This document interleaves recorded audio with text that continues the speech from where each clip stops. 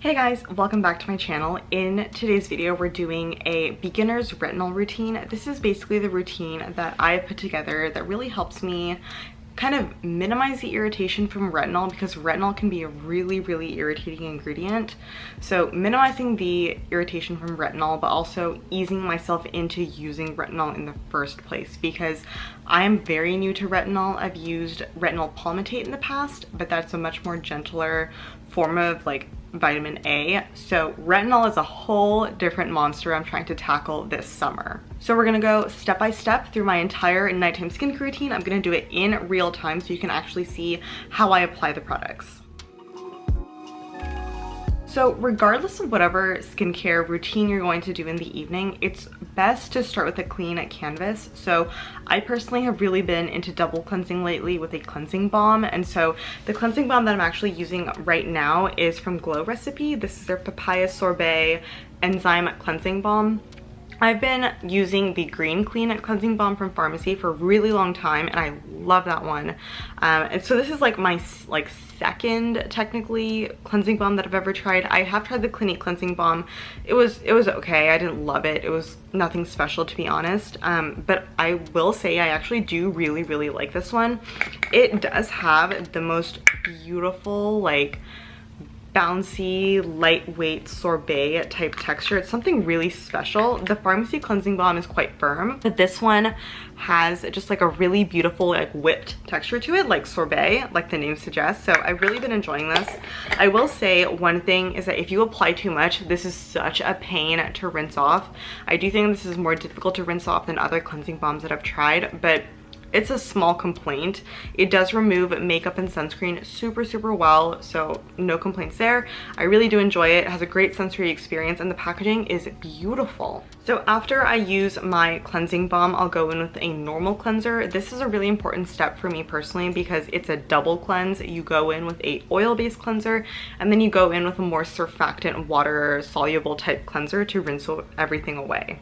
So I have this purity cleanser. I've talked about it in the past. It's not for everyone.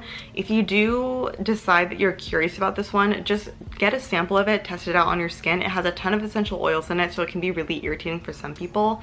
For me personally, it's not irritating at all, and this was the only travel size cleanser that I had on hand, and I'm out of town, so I had to bring it with me. But honestly, like, I love this cleanser. This is a cleanser I've been using for at least 5 years now, 5 or 4 years, because I bought it when I was in university, like very early in university, maybe I was a freshman or a sophomore, and then I just continued using it. This one is really nice because it does remove makeup really well. So if I'm feeling really lazy and I don't want to use a cleansing balm and go through the whole double cleanse routine, I will just use this to remove my makeup, and it actually does a really good job of getting off stubborn mascara, stubborn eyeliner. So at this point, my skin is completely clean, and a lot of times people will say that if you apply retinol to damp or wet skin, it's going to cause irritation. That's not gonna be the case for me because I go in with multiple steps before I apply my retinol. So the two products that I use before my retinol are the what is this called? Rich Hydrating Cream, and also the La Roche-Posay Cicaplast Balm B5. So I'll tell you, usually I like to apply actives directly to my skin. I find that that's the best way to apply them for me personally because it delivers the most intense results. But because I am new to retinol, because I want to minimize that irritation, the redness, the flaking, the dryness, all those negative things associated with retinol usage, to minimize those, I kind of create like a barrier on my skin so that there's like a degree removed the retinol has on my skin. So this is a great trick to do with any sort of active that you find to be a little bit too intense applied directly to the skin. I've done this trick with AHAs as well, specifically glycolic acid AHAs, because glycolic acid is quite a small molecule, meaning that it can penetrate a lot more deeply into the skin compared to something like, I don't know, mandelic acid or lactic acid. So my skin is already clean. I've already done the whole double cleanse routine in the bathroom, but I didn't want to bring you there because the lighting's not great. So we're just gonna go straight in with my moisturizers, and I'll show you exactly what I do in real time. This Avène moisturizer is really ideal because it doesn't contain any exfoliating actives. I use about that much. And so if I'm using like an AHA or a BHA or any sort of exfoliating active, or my retinol, you know, obviously, as I'm doing in this video, I will go for this particular moisturizer because it's just really inoffensive. It's just beautiful occlusive ingredients, beautiful emollient ingredients. It doesn't have any sort of ingredient that would negatively interact with any exfoliating active. I really prefer using that sort of like inert, boring type moisturizer underneath of any sort of like retinol oil that I'll be going in with. And I'm gonna take a dab of the Cicaplast Balm. So this is interesting because it contains a bit of Cica or Centella asiatica, which is a really new ingredient to me. It's not a new ingredient period, it's just a new ingredient to me. And it's interesting because it has really, really soothing properties. Same with panthenol. So B5 is the vitamin that's in here. So that's important for me because I like to make sure that I'm providing as much soothing and hydrating ingredients as I can to my skin, because the retinol can cause a lot of dryness, a lot of irritation, and I don't want any of that happening. So to minimize that, first of all, creating a barrier, that's the first step. And second of all, making that barrier something really hydrating, really moisturizing, really, really soothing. But I just kind of massage this into my skin and create a nice little hydrating, moisturizing barrier for my retinol oil. And keep in mind, I do have some left over. Can't forget the neck. Okay, now we're gonna go in with the actual retinol. So the retinol that I've chosen to opt for is from The Ordinary. This is the retinol 0.2% in squalane. So let me justify why I went for this one before I talk about the benefits of retinol. I chose this one because it's a low percentage of retinol. I chose this because it has squalane and jojoba seed oil, both of which are oils that I get along really well with. Like, both of those oils don't irritate my skin, they don't clog my pores, they just work really well for me. Now, I do think that The Ordinary has kind of complicated skincare a little bit in the sense that you have so many different steps now and so many different products. But I think for my purpose, for the purpose of just introducing one single ingredient to your skincare routine, you don't want a multitasking product that has like retinol and lactic acid and like PHAs and like all this other stuff. You just want to have just retinol. So if you introduce a retinol and you have a poor reaction, you know it's from this and not another ingredient in the product. So retinol is an ingredient that I have wanted to use for a really long time. Truthfully, I should have done this earlier because retinol is just, it's the powerhouse ingredient. It helps with fine lines, wrinkles, hyperpigmentation. It bumps up collagen production to make the skin plumper. It just does a really great number of amazing things for the skin. It's one of those ingredients like niacinamide that is a multitasker. It does a ton of different great things. But there are many different degrees to vitamin A. The most bioavailable form of vitamin A on your skin is retinoic acid. And so if you just put retinol on your skin, unless it converts to retinoic acid through a multitude of steps, it's not going to be bioavailable. It's not going to be, you know, you're not going to see benefits to the skin. So I have a whole video coming that explains the chemistry behind all of this because I think it's really, really fascinating. But in short, this is retinol. Retinol has to convert to a retinaldehyde, which then converts to retinoic acid.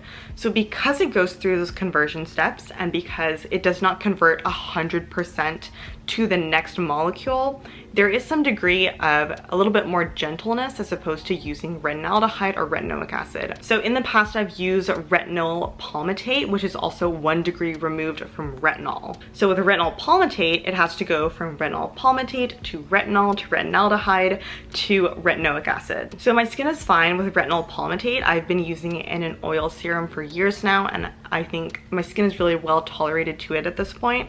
So I figured it was time to graduate to its big brother, retinol. Now, this is 0.2%, which is a very low concentration. You can only get up to a certain concentration. I think it's like 1% in terms of retinol in just normal beauty products without a prescription. So I can either use this more frequently as my skin gets more adapted to it, or I can opt for a higher percentage, up to me. So here's how I apply this. I give it a little shake, which doesn't really do anything, but I just like to do that anyway. And I'll take maybe 1 or 2 drops. I'm just gonna do 1 drop because I don't have a ton of product. 1 drop on the back of my hand, and I'm going to mix it in with that moisturizer. Now, I do this because I find that it increases the spreadability. There's a better word for that. I know there's a better word for that, but It increases the spreadability of the product, so I can just dot it onto areas and be a little bit more precise, because I found that just putting the straight oil onto my hands like this and then pressing it into my skin, I don't have a whole lot of control over where it goes, and you really want to avoid the under eye area and around your mouth, because those areas can get really dry and very irritated. So now with whatever's left over, I'm just gonna swipe it on my neck, and then I'll start to pat it in. So I really do my best to avoid my mouth and also my under eye area, because I didn't one time and the results were not good. My skin was so irritated. But let me tell you a little bit about my findings thus far, having used this retinol for a couple months now. So I do get some small pimples here and there, mainly on my chin and on my cheeks, because that's where I generally apply the retinol. That's normal, that's to be expected. It's part of basically any sort of skincare item that increases cellular turnover. You're going to see a lot more breakouts appear. They won't be like those painful cystic breakouts from my experience. They're gonna be more of those superficial type pimples from my experience personally. So I also do experience some redness when I wake up in the morning, but that's not a big deal. It goes away once I do, you know, my morning cleanse. And I even do a mugwort mask. I've been really into a mugwort mask lately. They're so soothing and they're just really delightful. I talked about it in my August favorites video. If you're curious about that particular mask, I will have linked it in my August favorites video, and I will link the August favorites video in the info box down below. Oh, and by the way, all the products that I'm talking about in today's video will be linked down below, because I know it can be hard to find like some of this like random French skincare, so I will have them linked down below. So something I want to talk about really briefly is that sunscreen is a must.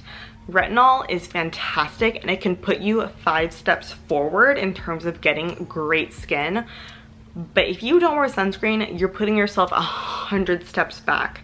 So I just want to really let you know that unless you're using sunscreen, using retinol is totally a moot point. It's just not worth doing, because retinol actually increases your photosensitivity, making you more prone to UV damage. So you win some, you lose some, but you really don't have to lose any, because if you just wear sunscreen and wear adequate sunscreen, enough sunscreen, a high enough SPF, if you don't mix it with your foundation, any sort of like BS like that, you will, you know, protect your skin adequately and get the full benefits of the retinol. So that's basically my entire beginner retinol routine. It's pretty simple. Honestly, with an ingredient like retinol, I feel like you cannot have a 50-step routine. Like, it just doesn't make sense to me, because you really don't want to overwhelm your skin, especially with these more irritating exfoliating type ingredients. So I will keep you guys posted on how I'm liking this particular retinol from The Ordinary. I'll let you know, if I upgrade it to a different retinol.